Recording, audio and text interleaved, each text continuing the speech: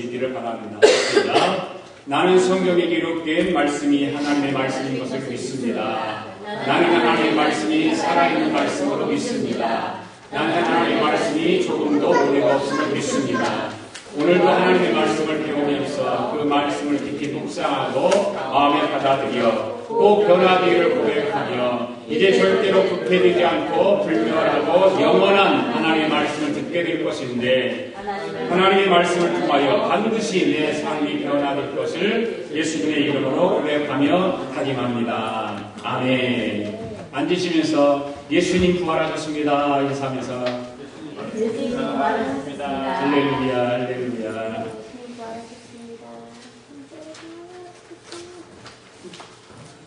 교회사적으로 보면 한국 교회의 시작이 부활절과 깊은 연관이 있습니다. 왜냐하면 우리나라에 최초로 복음을 들고 왔던 선교사들이 있습니다. 1885년 4월 5일 부활절 아침에 한국 교회가 시작된 출발점이 되기 때문에 그렇습니다. 이때 최초의 선교사로 우리나라에 왔던 장로교 선교사 언도도 선교사와 감리교에서 파송한 선교사 하펜셀러 선교사 부부가 한국 땅을 첫 발을 내딛게 되었는데 바로 첫 발을 내딛게 된 그날이 부활주일날이었습니다. 하펜셀러 선교사는 한국 땅에 첫 발을 내딛면서 이렇게 기도했다고 합니다. 우리는 부활절 아침에 이곳에 왔습니다. 사망의 권세를 이기시고 부활하신 예수님께서 조선 백성을 얽어맨 결박을 끊고 자유와 빛을 주시옵소서. 이런 기도를 하나님 앞에 드리면서 한국 땅을 밟았다고 합니다. 그리고 언더우드 선교사는 이렇게 눈물의 기도를 드렸다고 합니다. 주여 지금은 아무것도 보이지 않습니다. 주님 메마르고 가난한 땅, 나무 한 그루 시원하게 자라오르지 못하고 있는 땅에 저희를 옮겨와 심으셨습니다. 지금은 예배드릴 예배당 없고 학교도 없고 그저 경계와 의심과 멸시와 천대함이 가득한 곳이지만 이곳이 머지않아 은총의 땅이 되리라는 것을 믿습니다. 이런 기도를 하나님 앞에 드리면서 한국 땅에 복음을 전파하게 되었다고 하는 것입니다. 이 두 선교사의 기도를 하나님께서 들으시고 저들이 첫 발을 내딛은 바로 그날 이 땅에 바로 부활의 날로 삼으셨던 것이죠. 이 땅에 우리 조국에 교회가 세워지고 영적인 어두움이 가시기 시작했던 바로 그때였던 것입니다. 이 땅에 한국 땅에 학교와 병원이 세워지게 되고 우리나라의 발전이 기틀이 마련되기 시작했던 것입니다. 여러분 우리가 함께 가만히 생각해 보면 어떨까요? 우리나라에 복음이 들어오지 않았다면 예수 그리스도의 복음이 들어오지 않았더라면 우리나라는 어떻게 되었을까? 이 많은 경제 발전과 또 어떤 그 공업의 발전과 문화의 발전과 학문의 발전과 이런 것들이 이루어졌을까? 조금은 이루어졌겠지만 지금같이 엄청난 변화는 없지 않았을 것이다라고 저는 생각합니다. 그래서 우리나라는 이 복음이 들어오면서부터 많은 복을 받게 되었던 것입니다. 바로 부활의 아침에 두 선교사가 복음을 들고 우리나라에 들어오는 것이 바로 우리에게는 놀라운 축복이었던 것이죠. 바로 부활의 축복이 그들을 통해서 우리나라에게 전파되었고 우리가 받게 되었던 것입니다. 그렇습니다. 예수님의 부활은 우리에게 큰 복을 가져다 준 것입니다. 어두웠던 과거를 끊어버리고 밝은 미래를 향해서 나갈 수 있게 해주었던 것이 바로 부활의 아침에 두 선교사가 복음을 들고 우리 조국의 땅을 밟았던 날이었던 것입니다. 이 부활의 아침에 저와 여러분에게 예수 부활의 복이 임할 수 있기를 원합니다. 그러면 우리에게 임하는 예수님의 부활의 복은 무엇일까?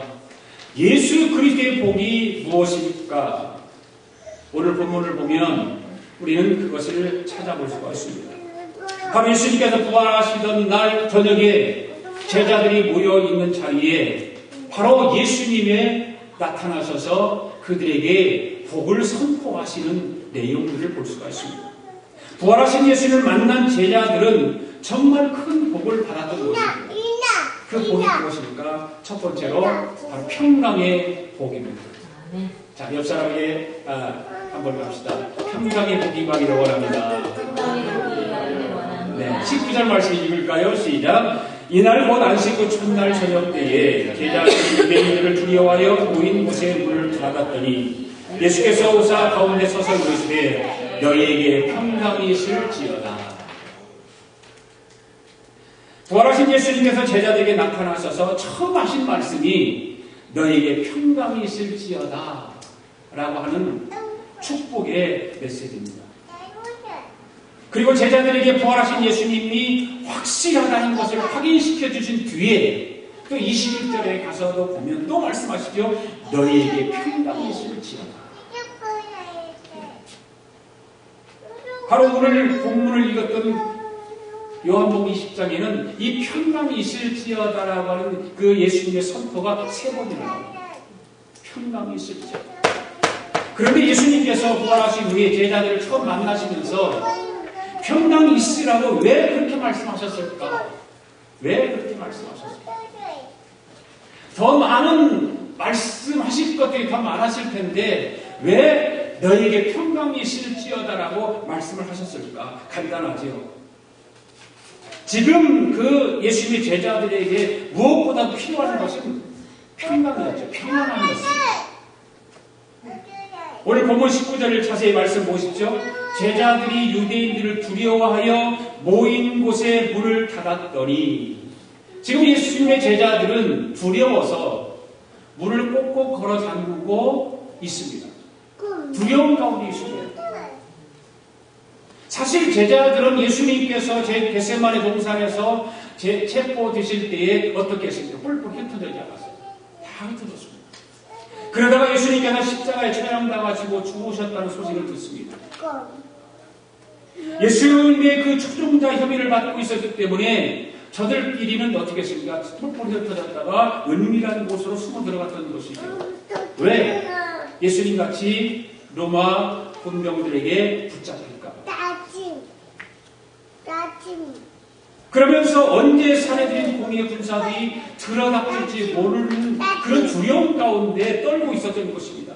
그래서 문을 굳게 닫고 있었던 것입니다.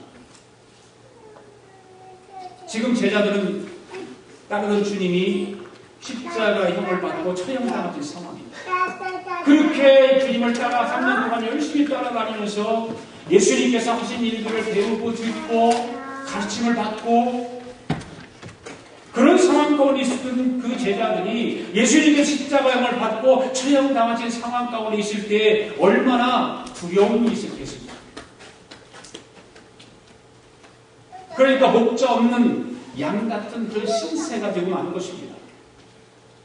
게다가 자기들도 언제 예수님처럼 끌려가서 처형당할지도 모르는 상황 가운데 처해 있습니다. 그래서 정말 저들은 큰 두려움 가운데 떨고 있었던 것이죠.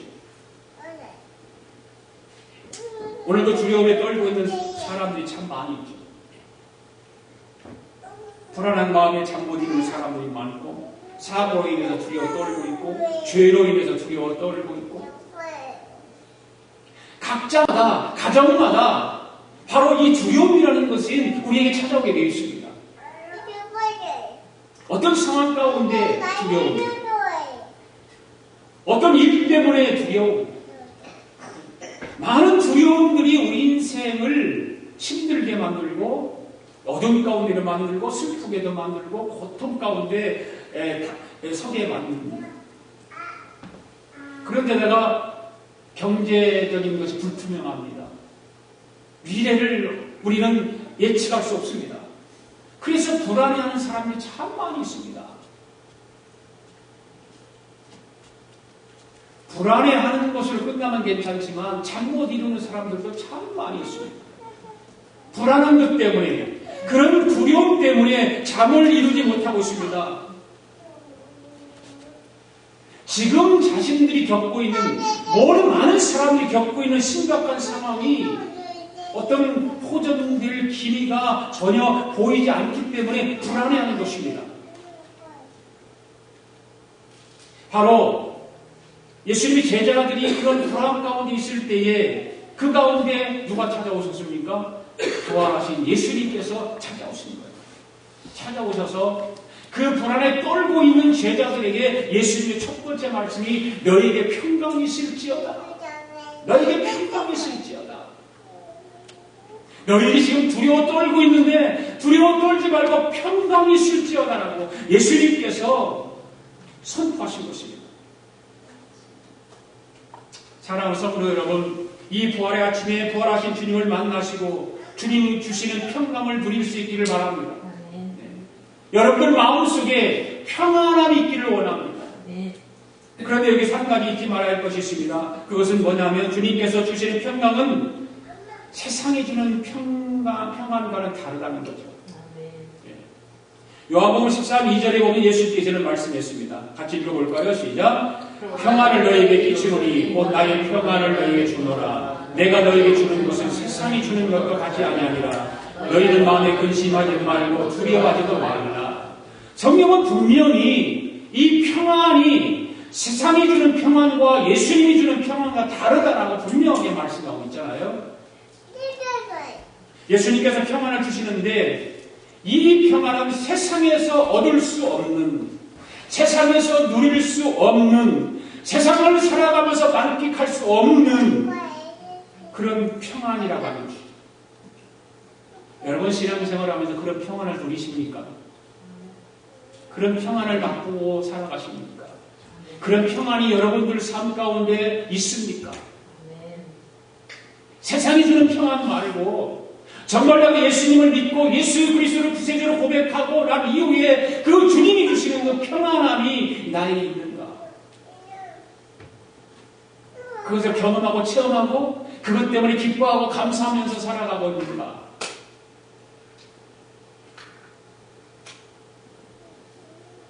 세상이 주는 평안은 표면적인 평안이죠. 현상으로 나타나는 평안이죠.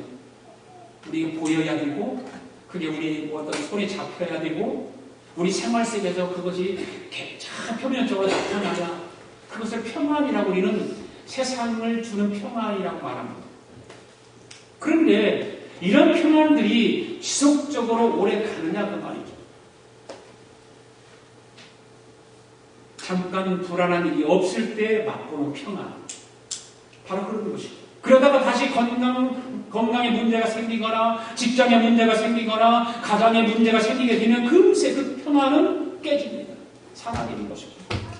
그리고 다시 세상이 주는 평안 주기 때문에 그 다시 불안함과 고통과 어떤 그런 것들이 다시 우리 가운데 임하게 되는 것입니다. 바로 금방 있다가 없어지는 평안. 바로 세상이 주는 평안은 그런 것입니다. 그러나 오늘 말씀하시는 예수님께서 너희에게 평강이 있을지어다라고 말씀하시는 예수님께서 주시는 평안은 표면적인 평안이 아니라 이면적인 평안이라고 하는 것입니다.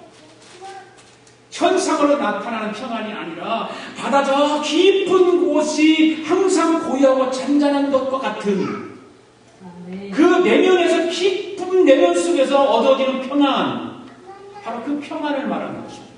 예수님 때문에 얻어지는 평안, 내가 구원받은 것 때문에 얻어지는 평안, 그 평안을 말합니다.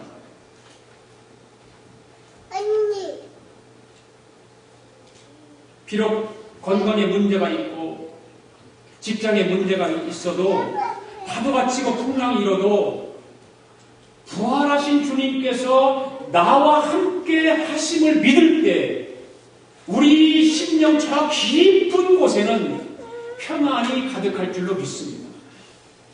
그 평안함을 누릴 수 있어야 됩니다.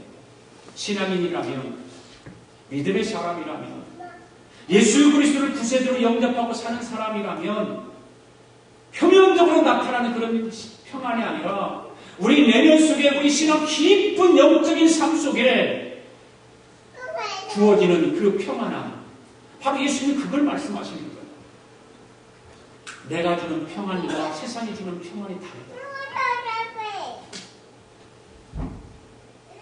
오늘 본문 22절에 보면 예수님께서 제자들에게 이런 말씀하십니다. 같이 읽어볼까요? 시작. 이 말씀을 하시고 그들을 향하사 숨을 내쉬며 이르시되 성령을 받으라.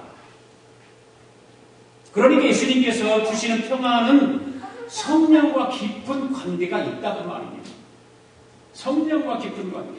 우리가 성령 받게 될 때에 우리 안에 평안이 임하게 된다 그 말입니다. 할렐루야. 사도 바울은 그래서 이것을 갈라디아서 5장 22절에서 성령의 열매다 그렇게 말하고 있어요. 성령. 사랑과 희락과 오리와 절제와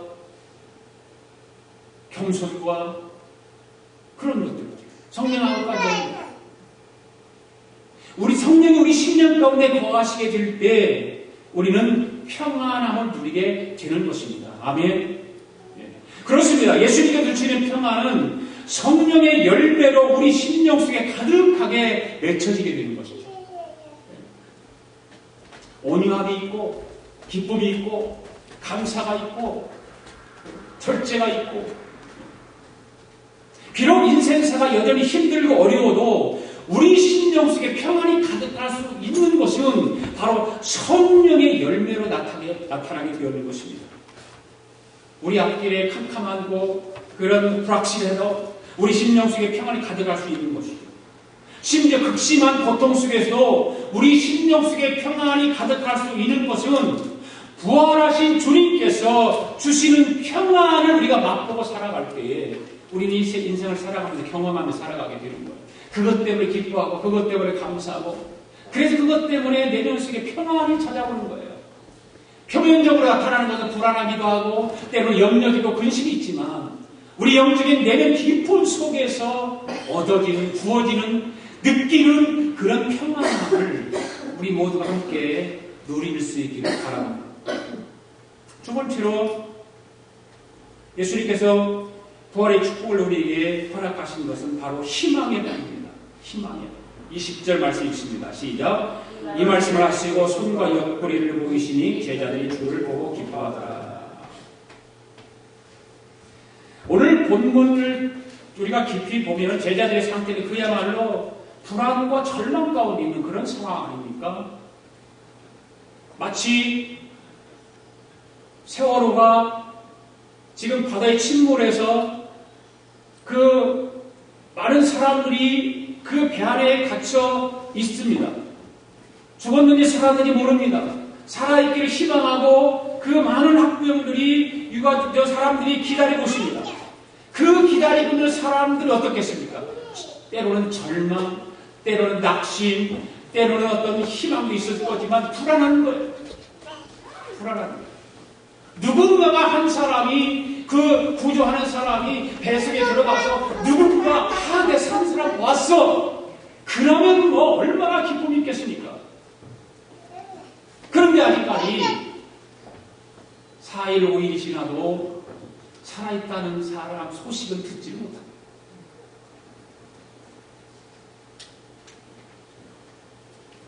바로 예수님의 제자들은 그런 절망 가운데 있습니다. 모든 것을 다 버리고 예수님을 따랐지만 예수님께서 허망하게 십자가에 그냥 죽으신 거예요. 기대하고 바라보고 그렇게 예수님을 따라다녔는데 예수님이 십자가에 죽으신 것입니다. 이제 어디로 가야 할지 앞으로 어떻게 해야 할지 뭐 하나 손에 잡히는 것도 없습니다. 게다가 언제 잡혀서 처형당할지 모르는 상태에 놓여 있습니다. 그러니까 저들은 깊은 절망 속에 지금 좌절과 낙심 가운데 있는 것입니다. 그런데 예수님께서 그런 절망 가운데 있는 자기들에게 찾아오십니다. 너에게 평강이 있을지어다 라고 하신 말씀을 하시고 난 뒤에 뭐라고 그래요? 손과 옆구리를 보이셨다. 제자들은 누군가가 나타났는데 자기들이 그렇게 따라다녔던 선생님 예수님이라고 하는 것을 믿을 수 없는 거예요. 잘 모르는 거예요. 그러니까 예수님께서 봐라. 내 옆구리를 봐라. 그때 제자들은 뭐라고 그랬습니까? 기뻐했다. 기뻐했다. 바로 예수님께서 부활하셨다는 사실을 확인했다는 것입니다. 그리고 기뻐했다는 것입니다. 그 저들이 기뻐할 이유가 무엇일까요? 왜 기뻐했습니까? 그동안 자기들을 짓눌렀던 절망을 다 털어낼 수 있기 때문에. 할렐루야. 그렇게 캄캄했던 앞길이 다시 눈앞에 보이기 시작했기 때문에, 부활하신 예수님께서 함께 다시 시작할 수 있기 때문에, 그 예수님과 이제는 다시 함께 할 수 있는 그 기쁨, 바로 희망이 저들에게 주어진 것이죠. 바로 희망의 복이에요. 오늘도 깊은 절망 가운데 빠져있는 사람들이 참 많습니다. 아무리 불러봐도 빠져나갈 돌타구가 보이지 않는 가운데 절망하는 사람이 있습니다. 누구 하나 도움을 청할 사람이 없어서 절망하는 사람이 있습니다. 특히 우리 이민자들 가운데는 그런 사람들이 참 많이 있을 줄 압니다. 어느 곳에도 희망을 걸 만한 것을 찾을 수가 없어서 절망 가운데 있는 사람들이 있습니다.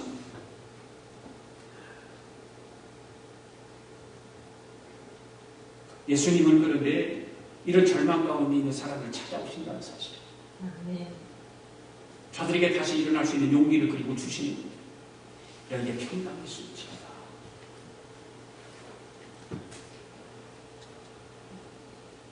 저들에게 다시 희망을 가질 수 있게 해주시는 것입니다. 그래서 기쁨을 얻게 해주시는 거예요.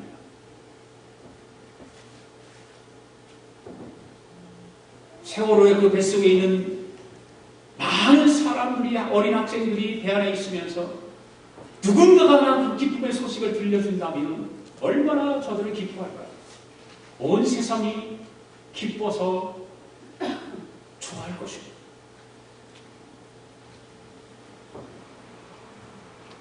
미국 필라델피아 서북 쪽에 위치한 벨리 포지라고 하는 국가공원이, 국립공원이죠.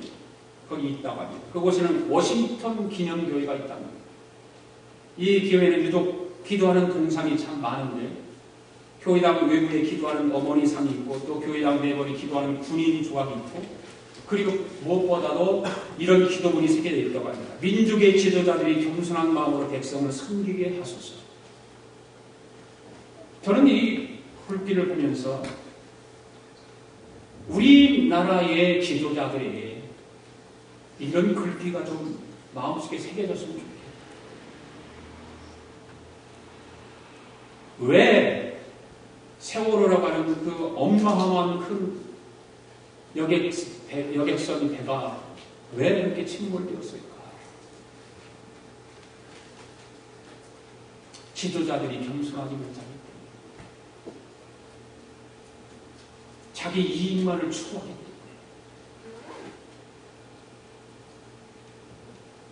그러지 않을까? 우리 모두는 그래서 우리 민족의 지도자들이 겸손한 마음을, 백성을 섬길 수 있는 지도자들이 되어야 된다고 생각해요. 그런데 이 필라델피아 서북 쪽에 있는 그 벨리포지 국립공원에 이런 기도문이 새겨졌는데, 그 교회가 이 기도를 강조한 이유가 있다고 하는 것입니다. 이 벨리포지 전투가 누가 지휘를 하냐면 워싱턴이 지휘를 합니다. 아닙니까? 가장 고전한 전투, 힘들었던 전투. 군인들은 추위와 굶주림이 대부분의 탈진 상태에 있었고, 그래서 대부분의 병사들이 절망하고 있었던 그런 상태. 그런데 지휘관 워싱턴은 달랐습니다. 승리를 확신하고 있었던 것이죠. 그리고 병사들에게 이길 것이라는 희망의 메시지를 전합니다. 놀랍게도 그 북군이 열세를 만회하고 남군을 물리쳐서 개성을 거뒀고 전쟁을 끝낼 수 있었다고 하는 것입니다. 워싱턴이 이렇게 어려운 여건 속에서 희망을 가질 수 있었던 이유가 있습니다. 군인들끼리 끝까지 희망의 메시지를 전할 수 있었던 이유가 바로 그것입니다. 바로 기도입니다. 바로 기도.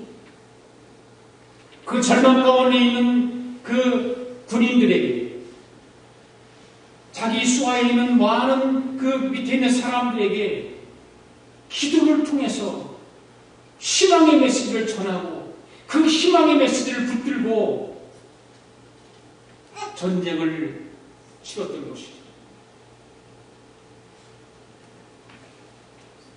바로 기도로 부활하신 예수님께서 주시는 희망을 얻을 수 있었기 때문에 이 워싱턴은 그 기도의 끈을 놓치지 않은 것. 끝까지 붙은 것입니다. 그렇습니다. 우리에게 희망을 주는 것은 환경이 아닙니다. 내가 가진 것들이 아닙니다. 세상 사람들이 예견하는 것도 아닙니다. 바로 부활하신 예수님입니다. 할렐루야. 우리가 기도 중에 부활하신 예수님을 만나게 되면 거기에 희망을 찾을 수가 있는 것입니다. 거기에서 기쁨을 얻을 수가 있는 것입니다. 거기에 감사가 있는 것입니다.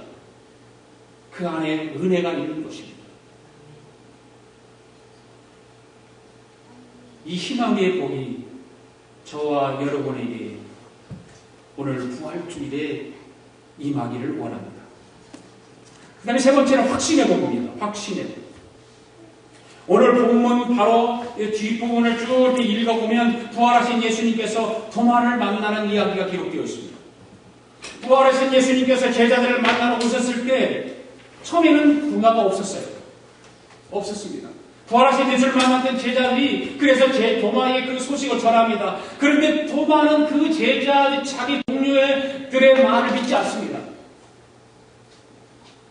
그래서 이렇게 말하죠. 25절 말씀 읽습니다. 시작. 내가 그의 손에 못자국을 보며 내 손가락을 그 못자국에 넣으며 내 손을 그 옆구리에 넣어보지 않고는 믿지 않는다. 그래서 우리는 도마를 뭐라고 그러죠? 의심 많은 제자. 그렇게 말하죠. 의심 많은 제자.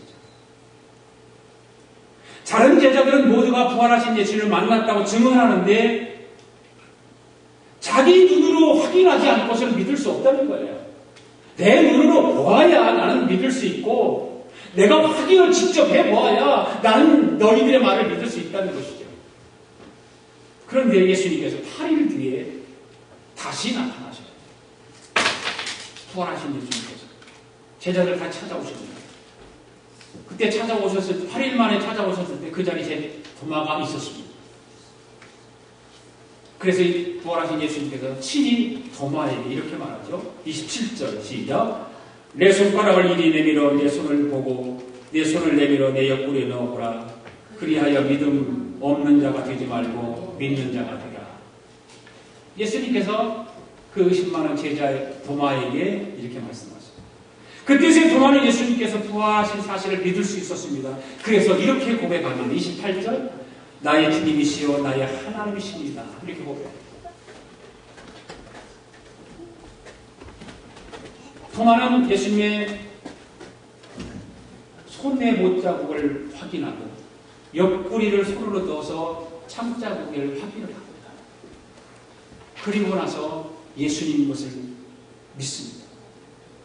그때 예수님께서 그 도마의 고백을 듣고 29절에 이렇게 말하죠. 너는 나를 본고로 믿느냐? 보지 못하고 믿는 자들이 복되도다. 아멘. 우리는 복된 사람들입니다. 할렐루야. 우리는 보지 않고 믿는 사람들이 복된 사람입니다. 그 부활의 축복이라는 건 바로 그럽니다. 우리는 예수님을 믿음으로 평안의 복이 우리에게 임했습니다. 아멘. 우리는 이 부활하신 예수님을 믿음을 통해서 희망의 복이 우리에게 임했습니다. 우리는 예수님을 보지 않고 믿는 그런 확신이 있기 때문에 확신의 복을 얻은 사람들입니다. 오늘도 도마 같은 사람들이 얼마나 많을까요? 내가 언젠가 그런 얘기 했는지 모르겠어요. 제 외사촌 동생이 하나 있어요. 니노를 사는 아주 지금 어려움에 처해 있는 동생이에요. 미국에 와서 살면서 홀로 이제 왔으니까 얼마나 힘들겠어요. 그때 이제 저희 누님도 여기 있었고 그러니까 좀 만나고 같이 기도도 하고 우리 어머니도 여기 계셨을 때니까 저기 북가족 음식기도도 하고 광야 기도도 하고 그랬던 거예요. 그런데 혼자 가서 그런 얘기를 합니다. 우리 어머니가 그래요. 가서 기도를 했대요. 이 친구가. 근데 하나님과 기도하면서 하나님 좀 보여주세요. 내가 그런 확실하게 내가 하나님 믿겠습니다. 그러면서 막 바위를 치면서 하나님을 보여달라고. 보여주시면 내가 확실히 믿겠다고. 바로 도마와 같은 친구가 아닌가. 뭔가 보아야 믿으려고 하는 것. 우리 신앙은 그거 아니잖아요. 예수 믿는 사람은 보고서 믿는 것이 아니라 보지 않고 확신을 가지고 믿는 믿음의 사람들 아닙니까? 그런데 많은 사람들은 보고 믿기를 원합니다. 뭔가가 좀 느낌이 와야 되고, 뭔가가 좀 손에 좀 뭔가가 좀 이렇게 만져져야 되고, 눈에 뭔가 환상으로 보여져야만이 더 믿음의 확신이 있는 사람이 있겠죠.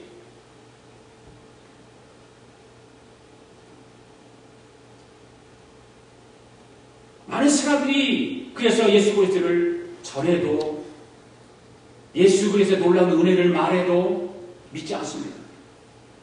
심지어 교회를 다니면서도 믿지 않습니다.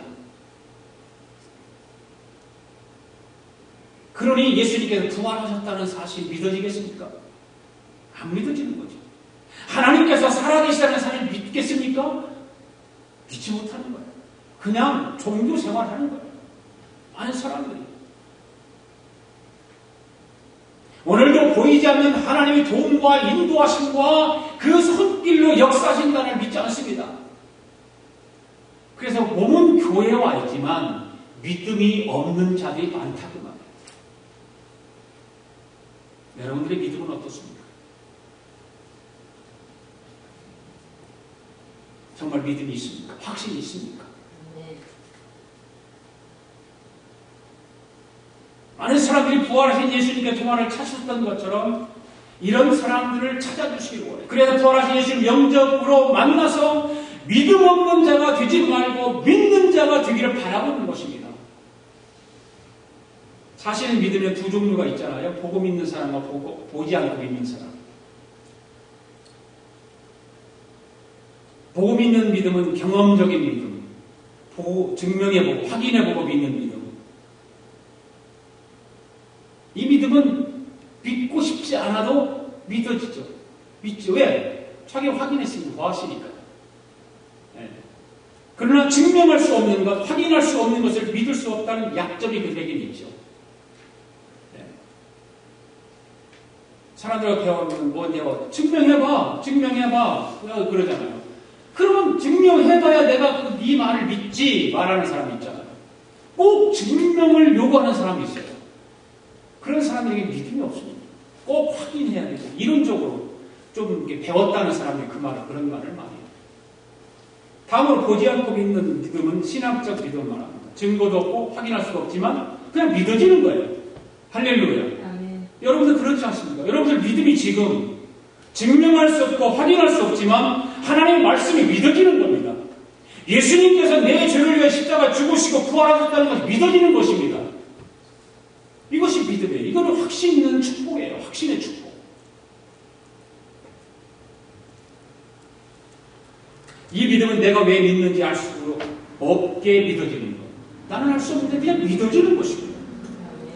그래서 이 믿음이 복인 것입니다. 할렐루야. 어느 남자 청년이 교회를 처음 나갔대요. 예배를 마치고 새 가족관에 들어가게 되었는데 목사님께서 어떤 동기로 해서 교회에 오게 되었느냐고 말을 하니까 이 남자 청년이 이렇게 말했대요. 여자친구가 마음에 들어서 결혼을 하고 싶어서 부모님께 인사를 드렸는데 그런데 그 부모님께서 이런 말을 했답니다. 교회 다니면 내가 허락해 줄게. 그래서 교회에 왔다는 것입니다. 그래서 목사님이 이렇게 물었대요. 결혼하고 싶어서 억지로 교회에 왔군요. 이렇게 물었답니다. 그분이 대단히 참 재미있죠. 그렇긴 한데 이왕이 왔으니까 한번 믿어보겠습니다. 라고 대답을 했다고 합니다.